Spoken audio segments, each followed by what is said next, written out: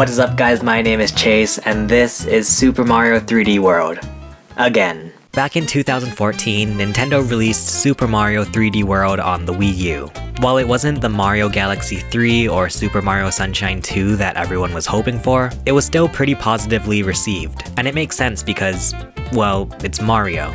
It took the overall structure of the 3DS game Super Mario 3D Land and brings it in HD with the addition of 4-player multiplayer. It quickly became one of the go-to games for the Wii U. If you're buying a Wii U, this was the one game that you just had to pick up. So after the Wii U bled out and was put to rest, Nintendo started re-releasing lots of Wii U games on their way more popular console, the Switch. Starting with Mario Kart 8 Deluxe, then Captain Toad Treasure Tracker, and Donkey Kong Country Tropical Freeze. But one Wii U game was noticeably missing from the Switch: Star Fox Zero. It wasn't until the Super Mario 35th Anniversary Direct in September 2020 when Nintendo finally announced that Super Mario 3D World would be brought over to the Switch. On February 12, 2021, Super Mario 3D World was released on the Nintendo Switch. It's pretty crazy to think that one of the most beloved games for the Wii U has been squished onto this tiny little cartridge. But let's see what this game is like after playing it 7 years ago. So this is Super Mario 3D World Switch Edition, if you couldn't already tell. 3D World takes the linear 2D Mario gameplay and slaps it into a 3D environment. Unlike Super Mario 3D Land on the 3DS, 3D World would include a full overworld map to traverse. It's not a big hub world to explore like Mario 64 or Mario Sunshine, but it's definitely a nice step up from the generic linear map from 3D Land. For the most part, this is pretty much the same overall map from your traditional 2D Mario games. We have grass, water, ice, cloud, and fire. I mean, I want Mario games injected into my veins, so it doesn't bother me at all.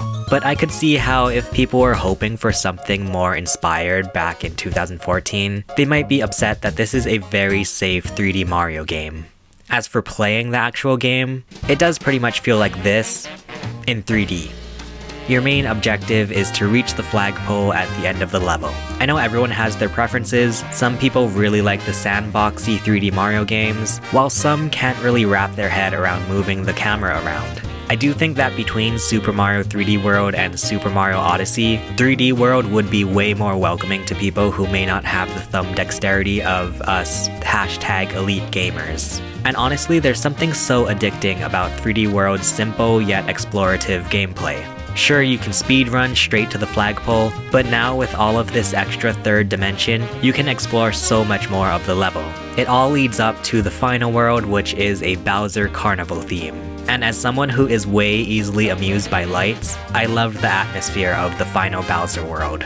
So in short, if you like this, then you'll probably like this. In the Switch version in particular, there have been some minor revisions to the gameplay. The characters now move quite faster than the original version, which I personally didn't find to be completely life-changing, but especially since these levels are linear and basically take you from point A to point B, I think moving faster is a nice little change. There's also a new snapshot mode that allows you to take in-game photos similar to Mario Odyssey. Stamps have been brought back and completely recolored, which you can now put in your snapshots, and of course some minimal amiibo functionality which gives you an in-game item. However, one thing to note about the Switch version compared to the Wii U version is that the Wii U version made use of the features packed into the Wii U gamepad. You had to blow into the microphone like it was 2004 with the DS again, or you would have to touch on the touchscreen to move items around. But now they've changed a lot of those requirements with using the gyro controls for touchscreen elements and just completely getting rid of the microphone aspects altogether. I don't know, I feel like the gyro controls feel kinda clunky just being forced in here, especially since some third-party controllers don't even have any kind of gyro built in. But I mean, it works, and I guess it's the only way they could have integrated the touchscreen aspects from the Wii U version. But the biggest new addition to the Switch version of Super Mario 3D World is online multiplayer. Thank goodness we're finally seeing online multiplayer brought over to mainline Mario games. To be honest, I haven't tried it out too much since I unfortunately suffer from this new infectious disease called loneliness. But the few times I've tried online multiplayer myself, and from what I've heard from other people on the internet, apparently the online multiplayer is actually okay. Not perfect, but just the bare minimum. So that's Super Mario 3D World on the Switch. I'm honestly really glad that they brought this game to the Switch because it was one of my favorite Wii U games. Just some good old-fashioned Mario levels in 3D. Overall, it's a nice little upgrade with some welcome changes from the original Wii U version. But I do kind of think it would be nice if they included something else to make this game feel even more fresh.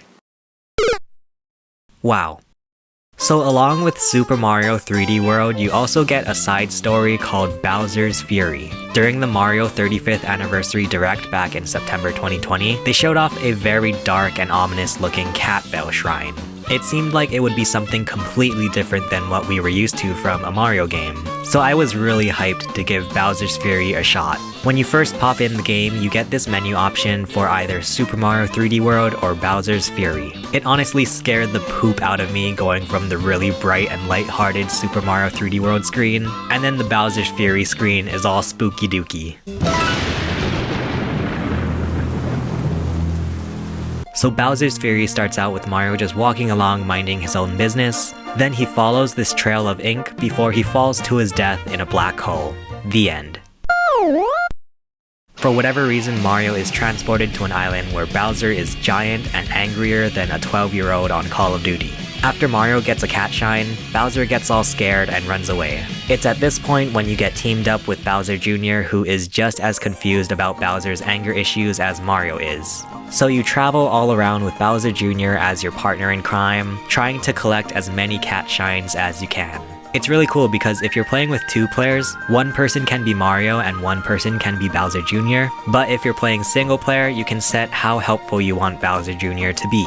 And Bowser Jr. carries multiple items in his inventory for you, which can be really helpful if you want to quickly switch your playstyle throughout the game.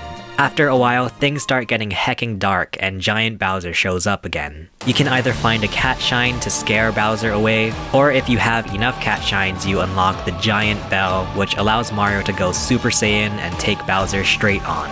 These giant battles are so hecking epic, I feel like I'm playing a gosh darn Godzilla movie.